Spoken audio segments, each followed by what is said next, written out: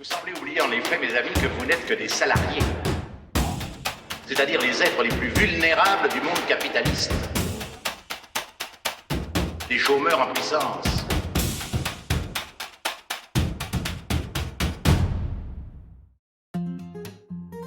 Bonjour et bienvenue ici où on soigne le travail, pas les gens, et où, pour une fois, on va se pencher sur les questions d'emploi. J'ai une proposition à faire. Et si on arrêtait de fantasmer le futur du travail ? En effet, on entend souvent des tas de choses sur l'avenir. Récemment, j'ai pu tomber sur des choses comme « l'IA supprimera les tâches ingrates ». Ok, mais qu'est-ce qu'on fait du risque d'intensifier le travail qualifié ? J'ai entendu aussi « la transition écologique créera des emplois verts ». Ok, mais combien ?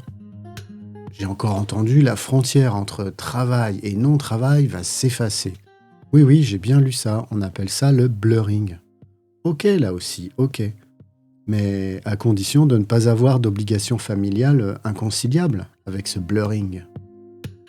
Bref, le travail sera plus ceci, moins cela, sauf que le travail, c'est un contenu qui est quand même un peu dépendant de son contenant, c'est-à-dire de l'emploi. C'est bien l'emploi qui encadre les horaires, les statuts, les droits, et c'est lui qui rend possible ou pas de mettre telle ou telle compétence au travail au quotidien. On ne peut donc pas envisager le travail du futur sans regarder d'un petit peu plus près le futur de l'emploi.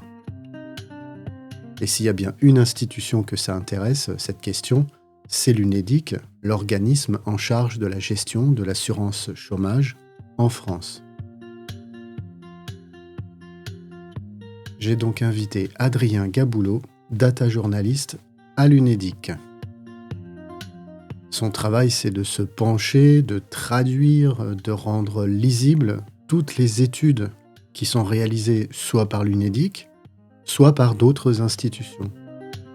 Études qu'il compile, compare, scrute de très près sur toutes les questions de l'emploi afin d'outiller les partenaires sociaux qui sont en charge de cette protection sociale qu'est l'assurance chômage. Il a accepté, et je l'en remercie, de nous éclairer sur les 3 grandes transitions qui font l'actualité. Et donc avec Adrien, on va essayer de comprendre ce que ça change, et on sera, je pense, mieux armé pour essayer de deviner ce qui va se passer dans un futur proche pour les personnes qui travaillent. Bonne écoute. Bien, moi, je suis Adrien Gaboulot, je suis data journaliste à l'UNEDIC. Je travaille à la direction de l'information et de la communication. Alors, ma fonction, elle est de travailler surtout avec une autre direction qui est la direction des études et analyses et qui produit beaucoup de travaux pour l'UNEDIC. Et ce sont des travaux qui sont faits par des économistes, par des statisticiens. Moi, ce à quoi je sers, entre guillemets, c'est d'accompagner ces travaux, de produire des contenus pour parfois les rendre plus accessibles, des formats plus courts, plus synthétisés. Et ça fait partie vraiment des grandes missions de l'UNEDIC, ce travail d'étude et d'analyse. Ce sont les partenaires sociaux qui définissent la réglementation d'assurance chômage. Et sous ce cadre-là, l'UNEDIC contribue à prescrire et à sécuriser cette réglementation. Moi, j'aimerais bien comprendre quelle part prend la partie prospective. Je comprends bien que l'UNEDIC, elle a besoin aussi d'évaluer les politiques qui ont été décidées par les partenaires sociaux, éventuellement par l'État, et qu'il y a une partie prospective que vous venez un peu de rappeler. Quelle part ça prend, quelle importance ça prend? Est-ce que ça a toujours été le cas? Est-ce que je redécouvre l'eau tiède là ce matin avec vous? Ou est-ce qu'il y a des nouveaux enjeux par rapport à ça? On voit bien qu'il y a des transitions qui s'engagent et qui s'engagent pour une part rapidement, donc qui vont nécessiter des adaptations auxquelles on va être confronté en fait assez rapidement du point de vue de l'assurance chômage, qui pourraient avoir des conséquences importantes sur l'emploi et donc sur l'assurance chômage. Et sur lesquels il faut qu'on se fasse à la fois une culture, qu'on s'approprie les enjeux. Et ce qui est intéressant avec, par exemple, la transition écologique, ce qui est vraiment au cœur de ce sujet, c'est qu'en fait, nous, à l'UNEDIC, on regarde des données qui sont des données d'emploi. On a un champ assez défini qui est un petit peu le même depuis 1958, depuis la création de l'association. La question du climat, elle vient percuter les économies en imposant finalement un regard nouveau sur des données qu'on ne regardait pas jusqu'à présent. Les émissions de gaz à effet de serre par secteur d'activité, c'est quelque chose qui, il y a 20 ans, était même à peine considéré. Et évidemment, c'était pas du tout un sujet pour l'assurance chômage. Je vais pas vous dire que c'est un sujet pour l'assurance chômage aujourd'hui dans l'opérationnel au quotidien, mais c'est quelque chose qu'il faut qu'on regarde et qu'on regarde d'ailleurs, et c'est pour ça qu'on a produit quelques travaux autour de ces sujets pour essayer de mieux se situer, de mieux comprendre comment ça peut nous impacter et comment ça peut avoir des conséquences sur ce qui est le cœur du métier. Mais en fait, ce cœur du métier, il n'est pas coupé du reste de ce qui se passe dans le monde. On avait ensemble identifié 3 transitions qui, aujourd'hui font l'actualité. Alors 2 dont on parle beaucoup, et une qui est peut-être plus à bas bruit ou qu'on a tendance peut-être à négliger alors qu'elle est très importante. On peut les prendre une par une. Vous avez déjà dit un certain nombre de choses sur la transition écologique. Vous avez rappelé que c'est pas des choses dont on parlait il y a 10 ans, c'était pas au cœur, des actualités sur les sujets du travail et de l'emploi, même s'il y avait, quand même des gens qui y réfléchissaient. En tout cas, quand on chausse, ces jumelles, de prospectivistes, et qu'on est à l'UNEDIC, qu'est-ce qu'on voit? Quelles sont les grandes masses, les grands enseignements des différentes études que vous avez pu voir sur cette question de la transition écologique pour ce qui concerne l'emploi? Sur l'emploi, la transition écologique telle qu'elle est étudiée, quelle que soit la méthodologie, la décarbonation n'aurait pas un impact sur l'emploi massif. C'est-à-dire que selon les scénarios, on va de plus 300 000 emplois à plus 900 000 à horizon 2050, à l'exception d'un des scénarios qu'on a regardé, qui est issu d'une étude de l'ADEME qui est super intéressante parce que c'est une étude qui prend vraiment 4 partis pris très forts sur comment arriver à cette neutralité carbone en 2050. Et dans l'un de ces partis pris, qui est vraiment un parti pris de sobriété, de baisse de la consommation, là on arrive à 1,5 million d'emplois détruits en 2050. À part celui-là, on est sur des créations de quelques centaines de milliers d'emplois. Ce qui est très important à comprendre et qui parfois on n'a pas forcément en tête quand on rentre sur le sujet, c'est que à l'horizon 2050, d'avoir 900 000 ou 300 000 emplois en plus, en réalité, c'est pas grand-chose. Parce que l'emploi en France, c'est à peu près 30 millions de personnes, si on inclut les travailleurs indépendants, l'emploi public. Donc plus 900 000 dans 25 ans, c'est vraiment pas grand-chose. Et on pourrait même dire que 1,5 million de destruction d'ici 2050, ça peut paraître impressionnant, mais en fait, bah c'est pas grand-chose non plus. Maintenant, une fois qu'on a dit ça, c'est important d'avoir cet ordre de grandeur en tête. Il y a quand même un autre point qu'on est obligé de mentionner quasiment immédiatement après avoir dit que ces destructions, c'était pas grand-chose. Il faut dire quand même que le vrai sujet, ce sont les réallocations d'emplois entre les secteurs et aussi à l'intérieur des secteurs. Si je comprends bien, on a un solde, à part dans un scénario, le scénario le plus frugal de l'ADEME, on a un solde, qui est globalement, pas négligeable, hein, c'est pas ce que vous avez dit, mais qui est gérable, on va dire, en termes de nombre d'emplois détruits, créés. Mais, tous ces transferts, qui peuvent se faire ou qui vont devoir se faire, d'un métier à l'autre, est-ce qu'on a une idée de la masse? J'ai bien compris que par territoire ou par filière, on va avoir des poids, différents, hein, de ce besoin en reconversion. Mais est-ce qu'on a quelque part des chiffres qui nous donneraient un ordre de grandeur, voilà, de tout ça?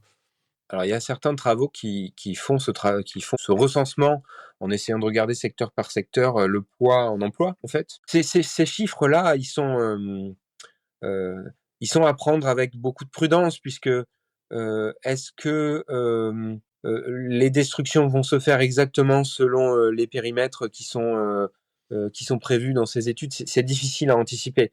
Euh, il y a d'autres approches qui sont intéressantes. Le Shift Project fait ça, de regarder par exemple, en imaginant un très fort développement du vélo en France, qu'est-ce qui se passerait en termes d'emploi? Donc c'est pas une logique, on appelle ça, les économistes appellent ça logique bouclée, c'est-à-dire qu'on regarde à la fois les créations d'emplois dans un secteur et les destructions qui pourraient survenir dans un autre. Une bonne partie des travaux qu'on a regardés et qui sont sortis sur cette décarbonation ont cette approche macroéconomique bouclée. Donc on regarde en fait les équilibres et on regarde à la fin, ce qui demeure. Le Shift Project, ils ont une approche qui est plus, entre guillemets, plus une approche d'ingénieur. C'est de se dire, bon, bah, pour fabriquer un vélo, j'ai besoin de tant d'emplois, j'ai besoin de tant de vélos pour réduire l'utilisation de la voiture. Donc, qu'est-ce que ça donnerait en 2050 si on avait développé le vélo? Et eux, ils arrivent à donner des chiffres qui sont sur une approche différente, mais qui éclairent aussi. Et par exemple, pour 2050, ils anticipaient moins 310 000 dans la construction auto, mais plus de 130 000 dans le vélo. Donc, il y a différentes façons de regarder tout ça. C'est difficile de vous dire dans les masses comment ça va bouger secteur par secteur. Ce qui est à peu près certain, c'est que les secteurs les plus émetteurs vont forcément connaître des diminutions. Mais moi, ce que je retiens, et là, je parle aussi pour la profession des psychologues du travail, là où nous, on a notre rôle à jouer dans cette affaire, c'est qu'on n'est pas sur une question de gérer une décroissance très forte du nombre d'emplois, mais on est quand même, vous l'avez rappelé rien qu'avec l'exemple du vélo, vous m'avez dit 100 000 emplois à créer dans le vélo.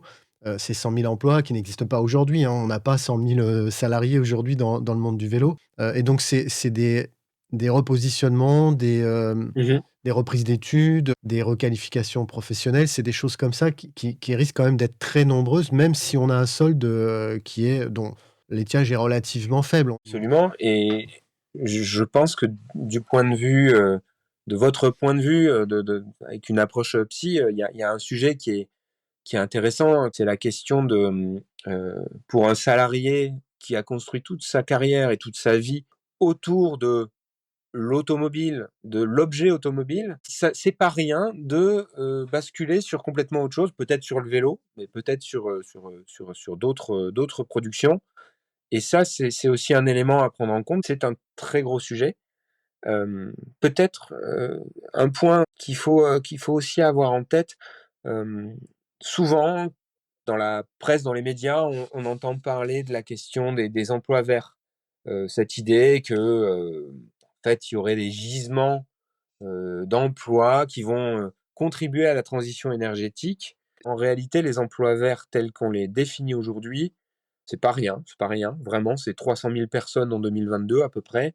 Mais comme on le disait tout à l'heure, 300 000 personnes sur 30 millions à peu près de personnes qui sont en emploi salarié et non salarié, c'est peu. Ça n'a pas vocation à être multiplié par 10, ce qu'on appelle les emplois verts. Et bien souvent, ce qui va se jouer, c'est des bascules entre des secteurs, des bascules entre des métiers, et puis parfois, et même très souvent, en fait, un métier qui va devoir intégrer des compétences vertes, entre guillemets. Là, je reboucle un peu sur l'idée, la formation, comment on adapte les compétences des salariés, c'est quelque chose qui est très important. On a parlé que de l'atténuation, c'est-à-dire de notre volonté d'atteindre une forme de neutralité carbone. Il y a aussi tous les enjeux d'adaptation, et là, les partenaires sociaux se mettent la cervelle au courbouillon parce que entre les dérives climatiques, pour ne pas parler de catastrophes naturelles, pour faire face également aux enjeux de surchaleur avec des étés qui vont être de plus en plus chauds. On connaît dans le bâtiment le congé intempéries. Est-ce qu'il y aura demain le congé surchaleur dans différents secteurs d'activité? Tout ça, c'est des choses aussi auxquelles il faut réfléchir pour rajouter un petit peu de complexité à quelque chose qui est déjà pas simple en soi, quoi. Oui, absolument, c'est un aspect qui est sans doute encore moins traité que l'atténuation et la décarbonation. Mais je vous le confirme, hein, moi je suis assez souvent dans les entreprises et je peux vous dire qu'il y a bien un sujet dont on parle pas, c'est de comment on se prépare à affronter des choses dont on le sait qu'elles vont arriver. Mais bon, En tout cas, nous, côté Unédic, on a commencé de regarder ce sujet-là à travers le prisme de l'activité partielle, justement. Alors, l'activité partielle, c'est un dispositif très ancien, en fait, qui date du début du XXe siècle, qui a été très, très, très, très fortement mobilisé pendant la crise Covid. Ça reste un dispositif qui continue d'être mobilisé par les entreprises. Et ce qu'on a récemment regardé, c'est dans quelle mesure les entreprises qui sont confrontées à des catastrophes naturelles le mobilisent. L'activité partielle suite à des catastrophes naturelles, c'est entre 2 et 19 millions d'euros par an sur la période qu'on a regardée, hein, de 2015 à 2022. C'est peu, mais c'est aussi le signe que c'est quand même quelque chose qui est sensible à ces événements. Et si ces événements sont appelés à se multiplier ou à devenir plus intenses et avoir des conséquences plus graves, eh bien, ça peut avoir des conséquences financières pour l'assurance chômage, qui, comme je le disais tout à l'heure, contribue à financer ce dispositif. Ça ouvre tout un champ de questions à considérer. Nous, on a regardé les catastrophes naturelles définies par un arrêté de catastrophe naturelle. Le fait qu'il y ait une sécheresse pendant très longtemps sur une zone assez large, ça sera pas forcément capté par un arrêté de catastrophe naturelle. Et nous autres, on pourra relier ça aussi à des sujets de santé au travail, mais le job est devant nous là, il est encore à faire. On va pas passer du coq à l'âne parce que les 2 sujets sont quand même très liés. Outre, la transition écologique qui est devant nous, eh bien, on vit en ce moment, une autre transition qui est celle de l'arrivée massive de l'intelligence dite artificielle dans les process de travail. Là aussi, bon, vous avez mené une étude en janvier 2025. Quand vous chaussez vos lunettes, de prospectiviste, qu'est-ce que vous voyez? Alors, sur ce travail qui a été mené par ma collègue Laure Baquero, qui est économiste, elle a fait là aussi une revue de littérature, c'est-à-dire qu'elle a regardé là les dernières publications les plus récentes qui se sont penchées sur cette question de l'IA générative. Donc, il faut bien préciser, c'est Mmh. l'IA générative, c'est-à-dire ce qui existe depuis à peine quelques années, ChatGPT, tout ce qui peut aussi être sur les images comme Midjourney. Et puis on a vu récemment avec VO3, l'outil de Google pour fabriquer des vidéos. On s'est vraiment focalisé sur cet aspect-là. Et on a regardé, ma collègue a regardé les travaux qui portaient sur cette révolution entre guillemets de l'IA générative. C'est ce qui est intéressant quand on regarde un peu les différents travaux, c'est de voir à quel point les fourchettes sont larges Mmh mh. entre les tentatives d'estimer les impacts possibles sur l'emploi. Ce qu'on peut peut-être dire avant d'aller justement sur ces fourchettes un peu larges qui peuvent être peut-être un peu décourageantes pour se faire une idée de ce Je vous qui le va se confirme, passer. oui, parce que 5 à 33 pour moi, c'est pas un chiffre, Voilà. hein, mais bon. Mais peut-être, oui, effectivement, repositionner ces 2 notions que moi j'ai découvert, hein, en lisant, les études de l'UNEDIC, enfin c'est cette dualité entre destruction et valorisation. Je sais pas si c'est là-dessus que vous vouliez aller? Oui, c'est vraiment un point à bien comprendre. Parfois, dans les discussions qu'on peut avoir, on peut se focaliser sur l'un des deux aspects. C'est-à-dire, soit on craint qu'il y ait des destructions, mais en négligeant le fait qu'il peut y avoir des effets, ce qu'on qualifie d'effets de valorisation, c'est-à-dire que l'IA générative pourrait apporter des bienfaits aux travailleurs qui ne détruiraient pas de l'emploi. Et ce qu'il faut regarder au final, c'est combien d'emplois seraient substitués et combien d'emplois seraient valorisés. Et puis après, on arrive à se faire une idée éventuellement d'un impact, d'un solde. Et alors, il y a certains travaux qui prennent différents types d'emplois et essayent de quantifier la part de tâches dans ces emplois qui seraient automatisables ou exécutables par une IA générative. Bon, il y a des choses pas très surprenantes. Dans la construction, par exemple, il y a très peu de parts qui seraient automatisables. Les métiers physiques, globalement, sont peu concernés. Les métiers du soin sont peu concernés aussi. En revanche, tout ce qui va relever de tâches administratives et répétitives serait vraiment automatisable par l'IA générative. Et en face, on aurait des potentielles valorisations sur des emplois où il y a peu de tâches répétitives. Donc, ce peu de tâches répétitives pourrait être exécuté par l'IA générative, et donc ça permettrait des gains de productivité et Alors, dans la version un peu optimiste, c'est de dire ça me libérerait du temps pour faire des choses plus intéressantes ou pour réfléchir de manière plus stratégique. La marmotte, elle met le chocolat dans le papier alu, là, parce que si on gagne de la productivité, c'est pour travailler plus. Hein, Voilà, je sais que vous avez peut-être vu récemment, il y a eu un article qui était assez intéressant c'est dans le New York Times, qui disait que chez Amazon, les développeurs commencent à se rendre compte que leur boulot ressemble de plus en plus au travail des gens dans les entrepôts d'Amazon.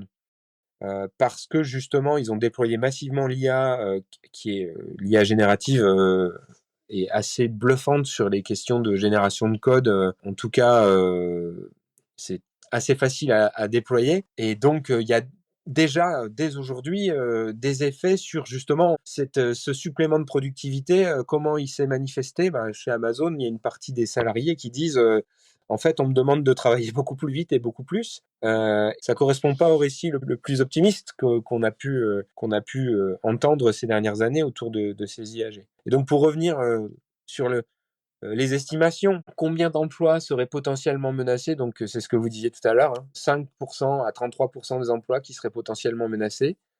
Et en face, de 13% à 27% des emplois qui seraient potentiellement valorisés. Donc cette fourchette peut faire sourire parce que ça paraît très imprécis. Nous, ce qu'on a essayé de mettre en valeur, c'est justement les écarts qui existent entre les différents travaux. C'est pas des travaux qu'on a produits nous, hein, je le redis, c'est une revue de littérature. C'est quand même intéressant de voir la quantité d'incertitudes qui demeure quant à ce sujet. Et je pense que ça remet aussi un petit peu les idées en place, de regarder ce sujet avec, oui, avec cette fourchette, 5 à 33%, ça invite à la prudence aux conclusions qu'on peut tirer sur ce que vont nous apporter ces nouvelles technologies. Et il y a un autre point qui me semble intéressant de mentionner sur cette question de l'IA, hem, c'est, ce qu'on appelle le paradoxe de Solow. Alors Solow, c'est Robert Solow, c'est un économiste et il avait, à la fin des années 80, il a exprimé l'idée qu'on voyait partout des ordinateurs, sauf dans les statistiques de la productivité. Et ce paradoxe qui décrit le fait que la révolution informatique, elle n'aurait pas provoqué un sursaut énorme de productivité alors qu'on aurait pu l'attendre. Il faut regarder selon les pays. La conclusion est pas aussi simple que ce que je suis en train de dire là. Si on regarde vraiment les données macroéconomiques, l'évolution apportée par cette révolution informatique, elle n'a pas été aussi massive que ce qu'on pourrait imaginer si on regarde pas vraiment les chiffres dans le détail. Si on peut résumer sur la partie intelligence artificielle générative, on ne sait pas trop, on n'a jamais trop su. Je citais il n'y a pas longtemps le rapport Noraminck. Ça fait très très vieux comme ça, mais on nous prévoyait avec la télématique des mondes merveilleux et vraiment la fin du travail. On l'attend toujours. Donc on n'a jamais vraiment su prédire. On a des chiffres qui sont sur des échelles d'erreur relativement larges. Et puis il ne faut pas négliger l'espèce de boucle rétroactive ou la rétroaction qui peut exister avec l'IA. D'un côté sur l'impact environnemental, il est tout simplement énorme. Hein. On en avait parlé il y a pas longtemps avec Michel Forestier dans un épisode. Et puis cet impact sur la productivité, là aussi avec une marge d'erreur importante de 0,5 à 3%. Donc où est-ce qu'on va se situer, c'est la grande question, mais qui est potentiellement destructeur d'emplois ou de besoins d'emploi, puisque ça m'étonnerait que la productivité soit redistribuée sous forme de temps libre. Je le vois pas trop comme ça.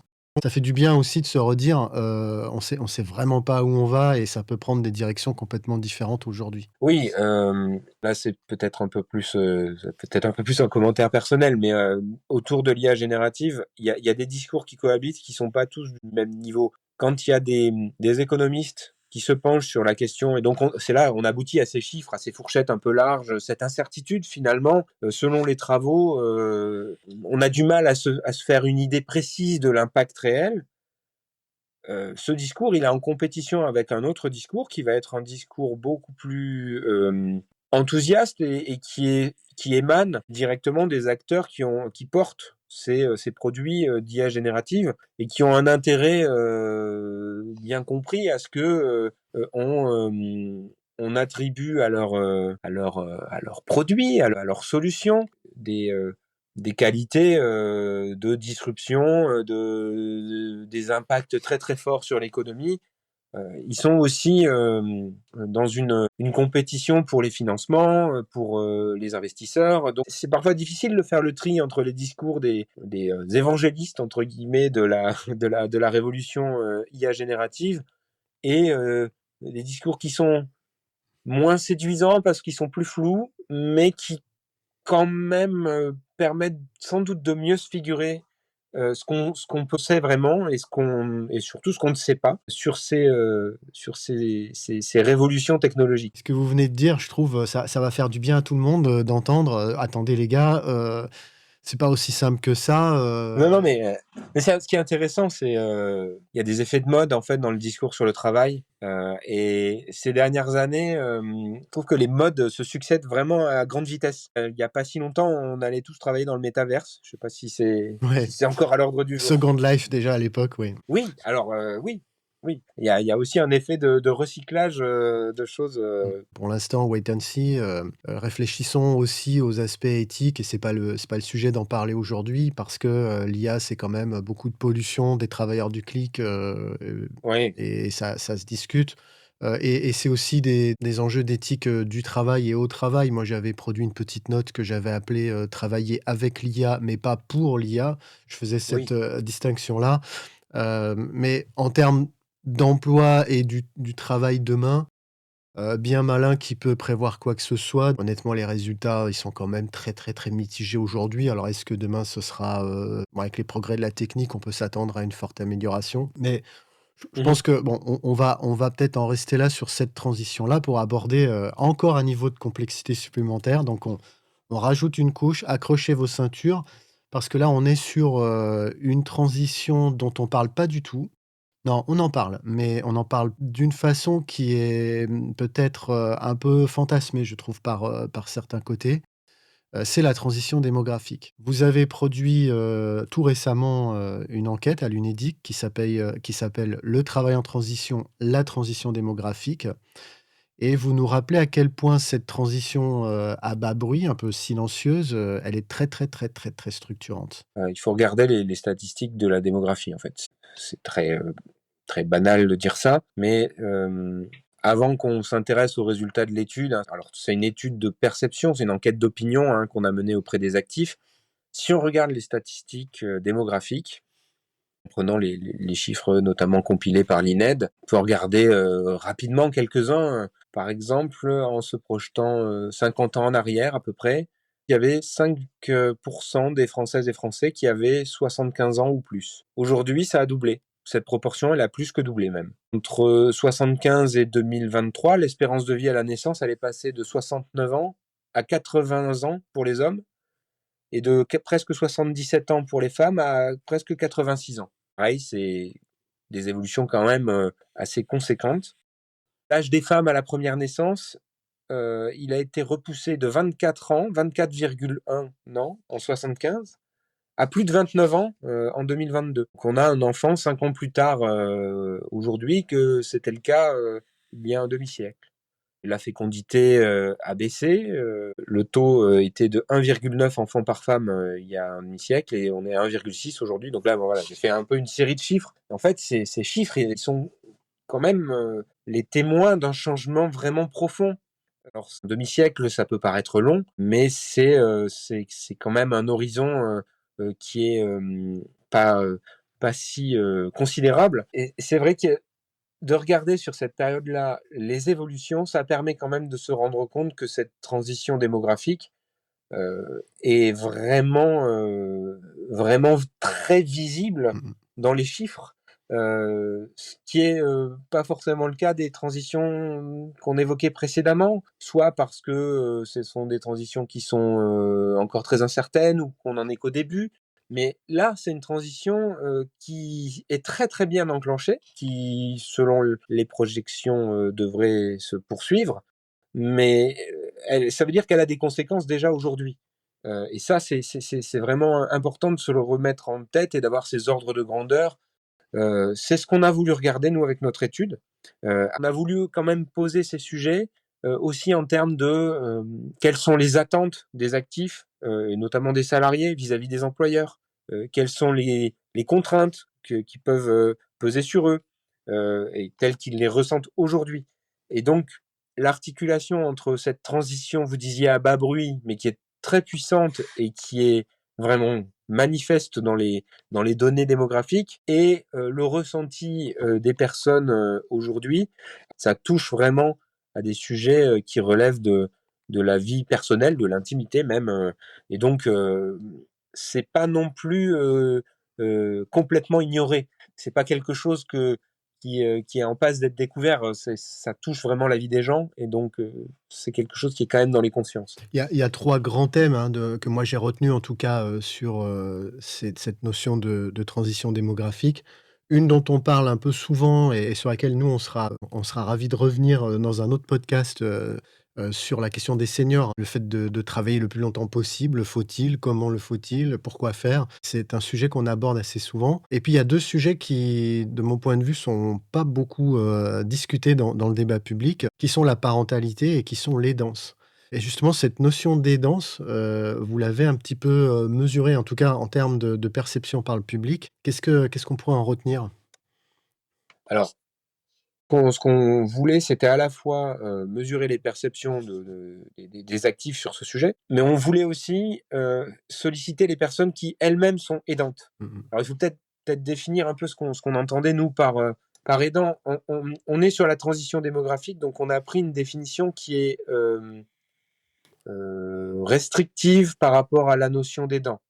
C'est-à-dire que les aidants tels qu'on les a définis dans notre étude, ce sont des personnes qui vont venir en aide régulièrement et fréquemment, à titre non professionnel, pour aider des proches âgés de 55 ans et plus, qui sont en perte d'autonomie du fait de l'âge, de la maladie ou d'un handicap. Le sujet, il est quand même assez massif, parce qu'il y a 15% des actifs qui déclarent être aidants, donc c'est quand même assez conséquent. Euh, et on peut noter au passage que sur ces 15%, il y en a à peu près la moitié qui sont à la fois aidants, mais aussi parents d'enfants qui vivent encore au foyer.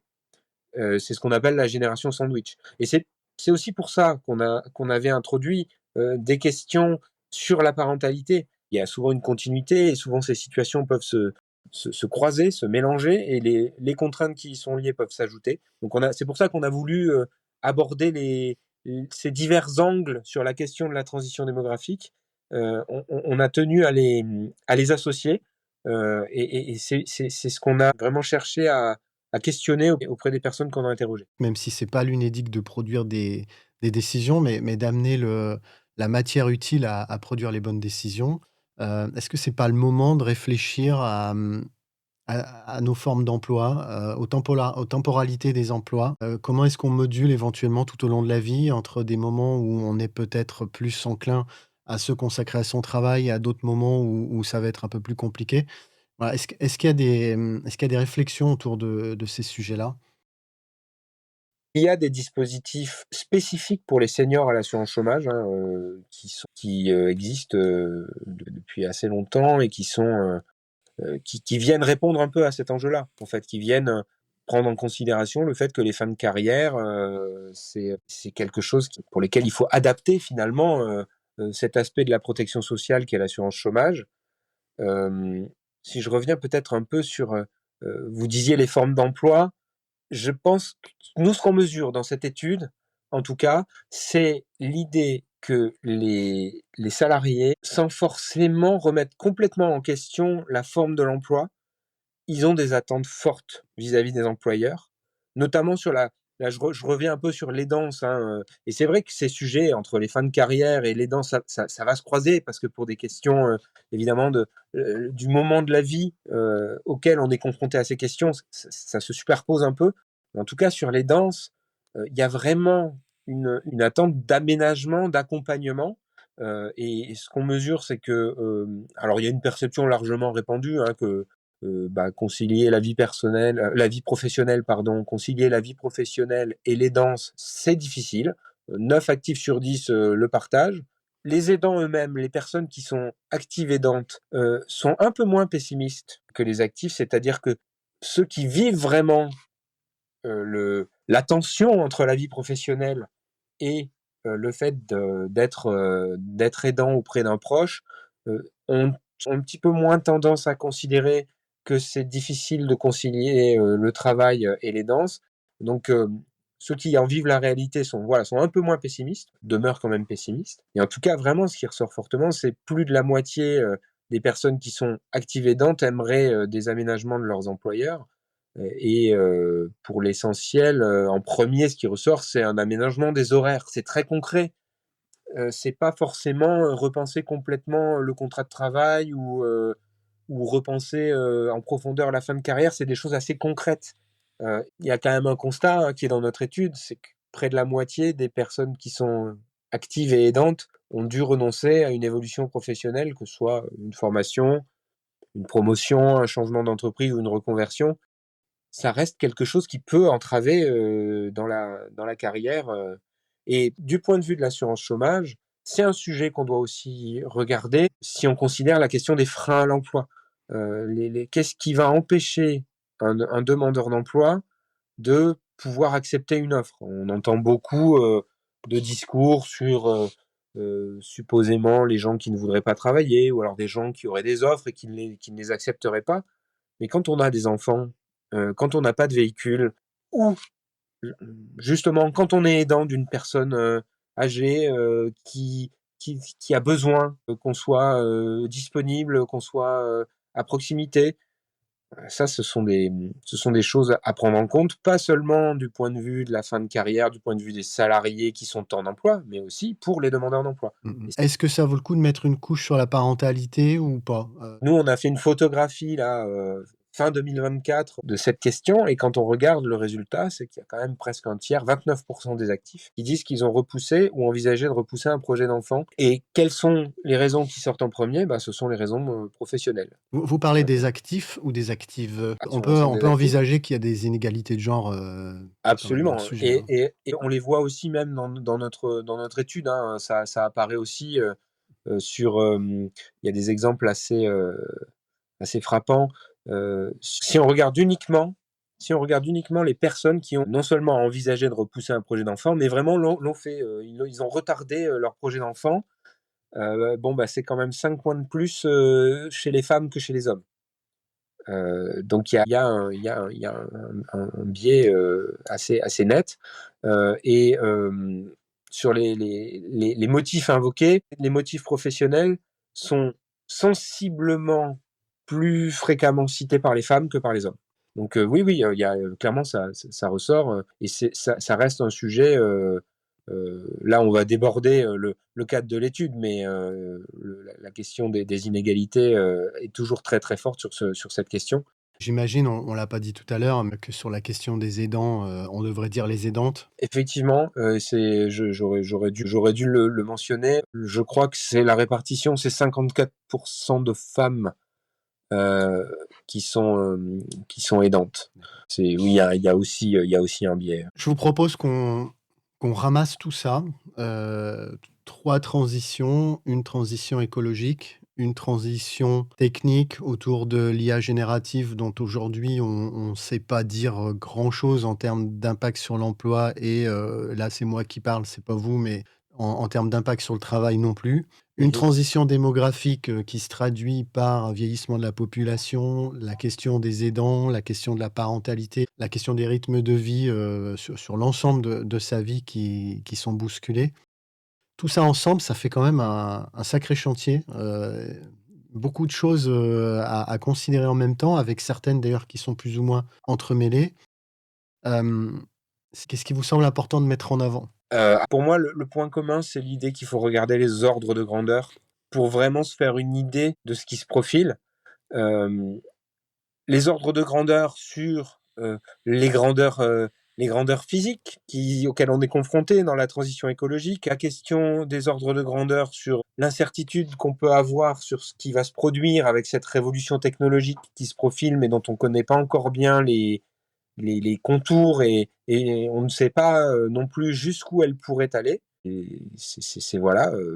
être en capacité de mesurer ce qu'on ne sait pas, c'est cet ordre de grandeur-là, j'ai envie de dire. Et puis sur la transition démographique, je trouve que vraiment le fait de prendre conscience de l'ampleur du mouvement qui est déjà engagé et depuis longtemps, c'est pour moi quelque chose qui est vraiment utile. Je me mets dans une perspective d'un citoyen qui essaye de se faire un avis sur les enjeux du moment. Je suis pas en capacité de formuler des propositions ou des pistes de réforme ou de réorganisation. Mais je pense que ce à quoi contribuent ces travaux, en tout cas ce à quoi on espère qu'ils contribuent, c'est pouvoir un peu mieux se faire une idée des ordres de grandeur, des grands enjeux, des grandes lignes.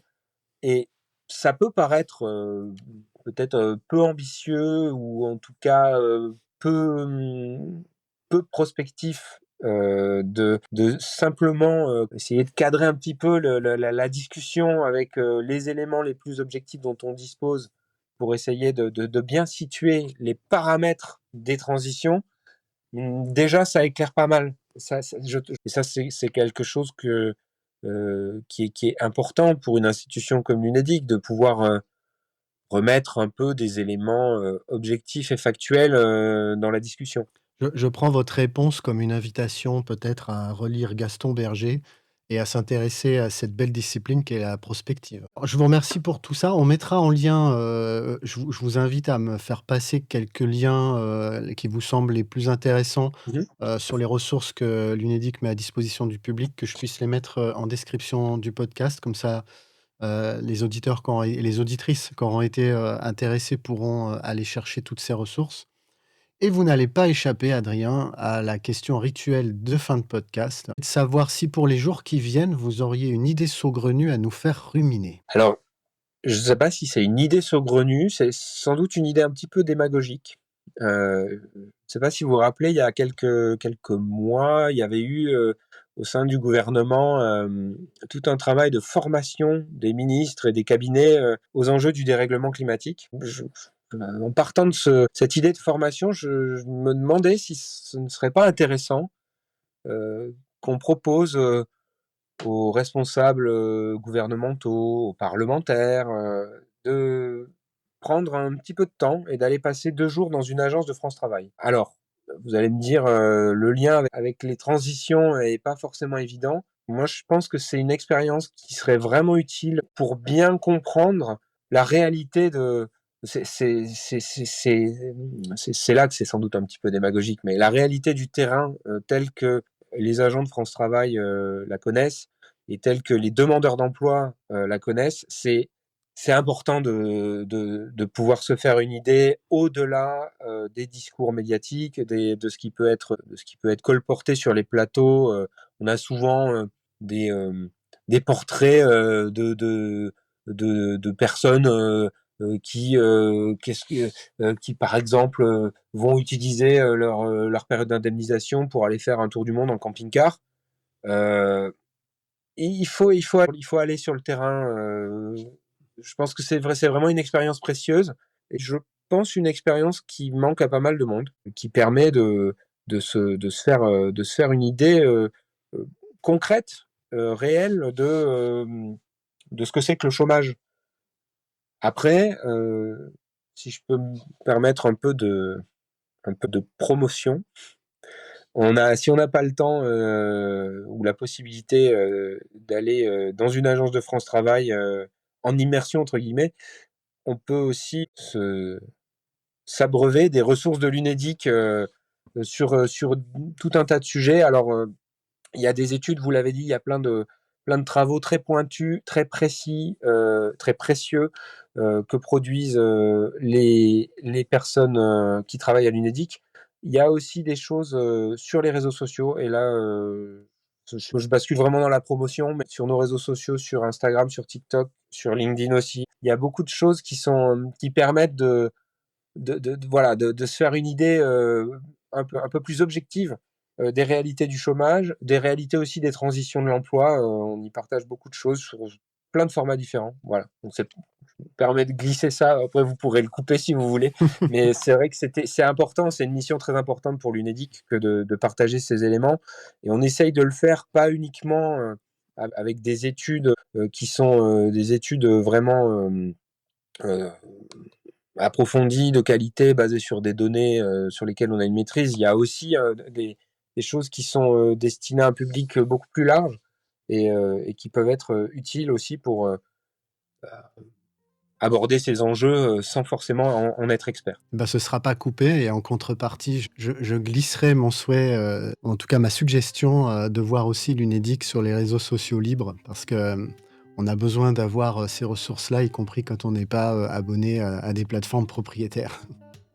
Dans l'attente de vous retrouver sur Mastodon, merci à l'UNEDIC et merci à vous Adrien. Merci beaucoup.